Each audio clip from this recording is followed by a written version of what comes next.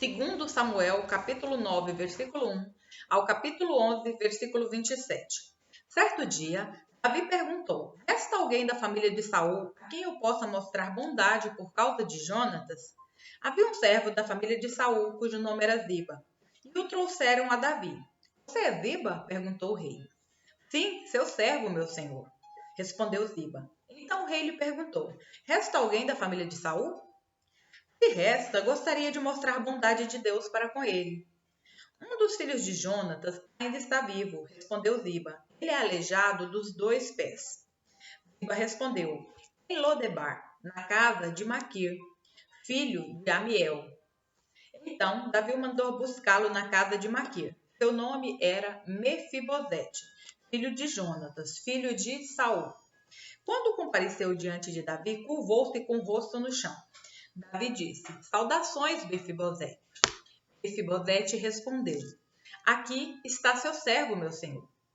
Não tenha medo, disse Davi. Quero mostrar bondade a você por causa de Jonatas, seu pai. Vou lhe dar todas as terras que pertenciam a seu avô Saul, e você comerá sempre aqui comigo à mesa do rei. Mefibosete se prostrou e disse: quem é seu servo para que o Senhor mostre bondade a alguém como eu, que não vale mais que um cão morto? Então o rei mandou chamar Ziba, servo de Saul, e disse: dei ao neto de seu senhor tudo o que pertencia a Saul e sua família. Você, seus filhos e servos cultivarão a terra para ele, a fim de produzir alimento para a casa de seu senhor. Mefibosete, neto de seu senhor, comerá sempre à minha mesa. Ziba tinha 15 filhos e 20 servos. Sou seu servo, respondeu Ziba. Farei tudo o que meu senhor o rei mandou. E, daquele momento em diante, Mefibosete passou a comer à mesa de Davi, como se fosse um de seus filhos. Mefibosete tinha um filho ainda jovem chamado Mica. Daquele momento em diante, todos os membros da casa de Ziba se tornaram servos de Mefibosete. E Mefibosete, que era aleijado dos 2 pés, morava em Jerusalém e comia sempre à mesa do rei. Algum tempo depois, morreu Naás, rei dos Amonitas, e seu filho Hanum subiu ao trono. Davi disse: vou demonstrar lealdade a Hanum, assim como seu pai. Naás sempre foi leal a mim. Então Davi enviou representantes para expressar seu pesar a Hanum pela morte do pai dele. Mas, quando os representantes de Davi chegaram à terra de Amon, os líderes amonitas disseram a Hanum, seu senhor: o rei acredita mesmo que esses homens estão aqui para honrar seu pai? Não. Davi os enviou com o objetivo de espionar a cidade para vir e conquistá-la. Então Hanum prendeu os representantes de Davi e raspou metade da barba de cada um. Cortou metade de suas roupas até as nádegas e os expulsou de sua terra. Quando Davi soube o que havia acontecido, enviou mensageiros ao encontro dos homens para que lhes dissessem: fiquem em Jericó até que sua barba tenha crescido e voltem em seguida, pois estavam muito envergonhados.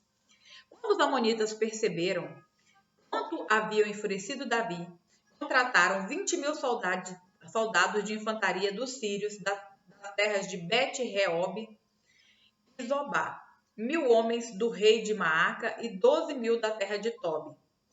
Davi foi informado disso e enviou Joabe e todos os seus guerreiros para lutarem contra eles. As tropas amonitas avançaram e formaram uma frente de batalha à entrada da cidade, enquanto os sírios de Zobá e Reob e os homens de Tobi e Maaca se posicionaram para lutar nos campos abertos. Joabe viu que teria de lutar em 2 frentes ao mesmo tempo. Por isso, escolheu alguns dos melhores guerreiros de Israel e os pôs sob seu comando pessoal para enfrentar os sírios. Deixou o restante do exército sob o comando de seu irmão Abissai, que atacou os amonitas. Joabe disse a seu irmão: se os sírios forem fortes demais para mim, venha me ajudar. E, se os amonitas forem fortes demais para você, eu irei ajudá-lo. Coragem, lutemos bravamente por nosso povo e pelas cidades de nosso Deus, e que seja feita a vontade do Senhor. Joabe e suas tropas atacaram e os sírios começaram a fugir. Os amonitas viram que os sírios batiam em retirada, também fugiram de Abissai e recuaram para dentro da cidade. Terminada a batalha, Joabe voltou para Jerusalém. Os sírios viram que não tinham como enfrentar Israel. Assim, ao se reagrupar, receberam um reforço de soldados sírios convocados por Hadadezer, do outro lado do rio Eufrates. Essas tropas chegaram a Elã, conduzidas por Sobaque, comandante das forças de Hadadezer. Quando Davi foi informado do que estava acontecendo, reuniu todo Israel, atravessou o Jordão e levou o exército até Elã. Os sírios se posicionaram para a batalha e lutaram contra Davi. Mais uma vez, porém, os sírios fugiram dos israelitas. O exército de Davi matou 700 homens em carros de guerra e 40.000 soldados de infantaria, incluindo Sobaque, comandante de seu exército. Quando todos os reis aliados a Hadadezer viram que ele havia sido derrotado pelos israelitas, renderam-se a Israel e se tornaram súditos de Davi. Depois disso, os sírios tiveram medo de voltar a ajudar os amonitas. No começo do ano, época em que os reis costumavam ir à guerra, Davi enviou Joabe e as tropas israelitas para lutarem contra os amonitas. Eles destruíram o exército inimigo e cercaram a cidade de Rabá, mas Davi ficou em Jerusalém. Esta tarde, Davi se levantou da cama depois de seu descanso e foi caminhar pelo terraço do palácio. Enquanto olhava do terraço, reparou uma mulher muito bonita que tomava banho. Davi mandou alguém para descobrir quem era a mulher. Disseram-lhe: é Batseba, filha de Eliã e esposa de Urias, o hitita. Então, Davi enviou mensageiros para que a trouxessem e teve relações com ela. Batseba havia acabado de completar o ritual de purificação depois da menstruação. E ela voltou para casa. Passado algum tempo, quando Batseba descobriu que estava grávida, enviou um mensageiro a Davi para lhe dizer: estou grávida. Então, Davi mandou uma mensagem para Joabe: envie-me Urias, o hitita. E Joabe o enviou a Davi. Quando Urias chegou, Davi perguntou como estavam Joabe e o exército e como ia a guerra. Então disse a Urias: vá para casa e descanse. Depois que Urias deixou o palácio, Davi lhe enviou um presente. Urias, porém, não foi para casa. Passou a noite na entrada do palácio com os guardas do rei. Quando Davi soube que Urias não tinha ido para casa, mandou chamá-lo e perguntou: o que aconteceu? Depois de ter ficado tanto tempo fora, por que você não foi para casa ontem à noite?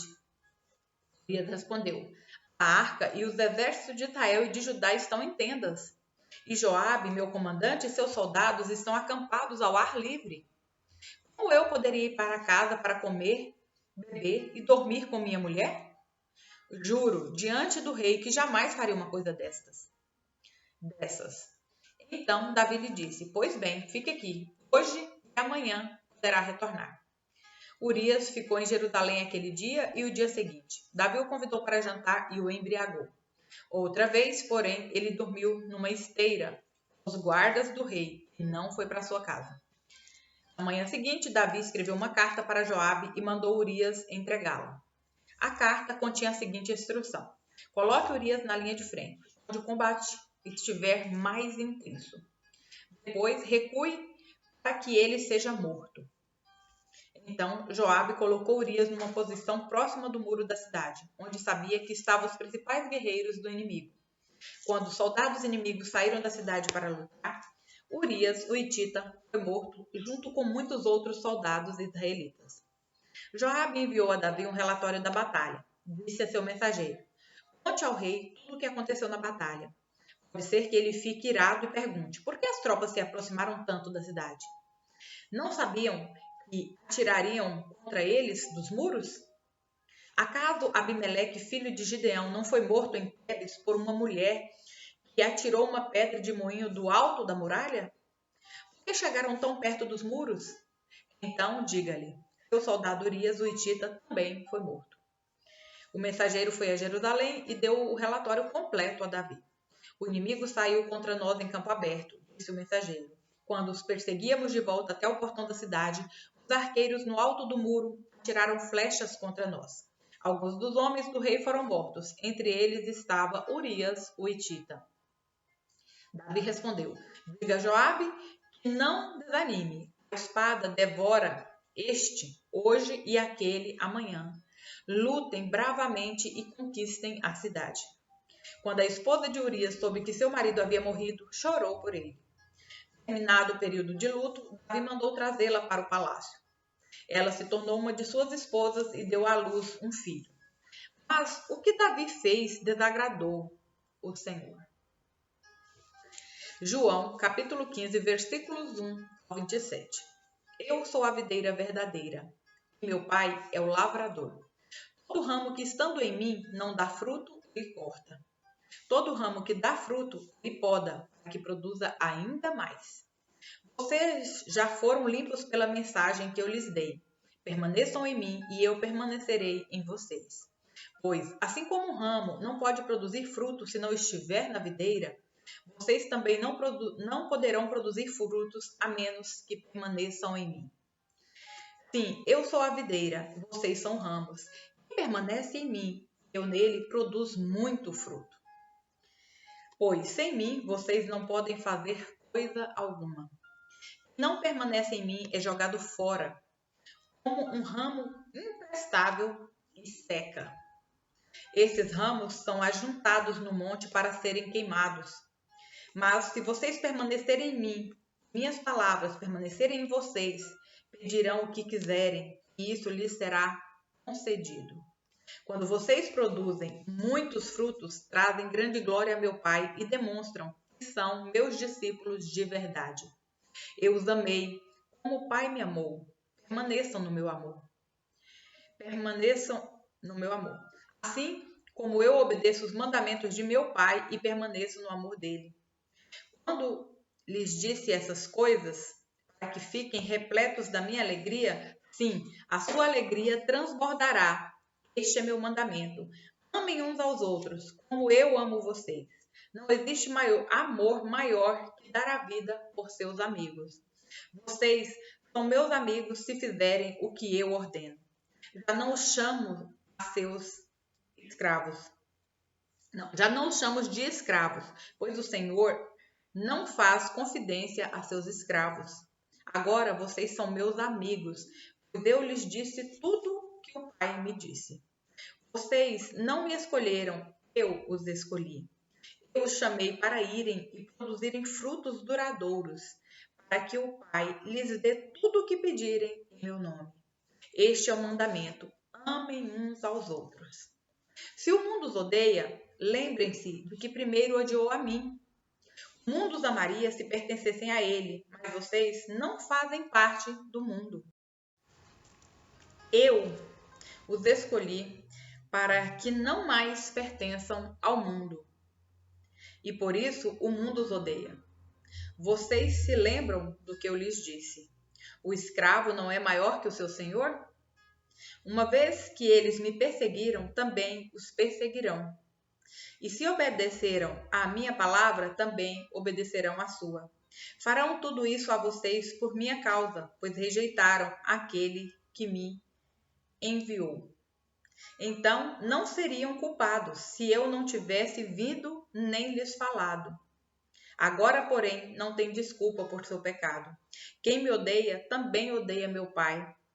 Se eu não tivesse realizado no meio deles sinais que ninguém mais pôde realizar, eles não seriam culpados. Agora, porém, viram tudo o que fiz e, no entanto, ainda odeiam a mim e a meu Pai.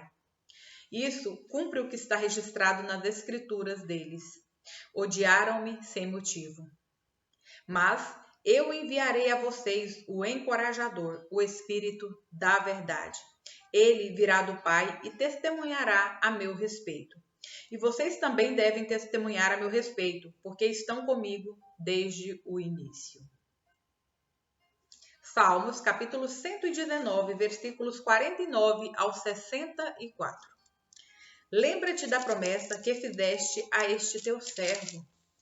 Ela é minha esperança. Tua promessa renova minhas forças. Ela me consola em minha aflição.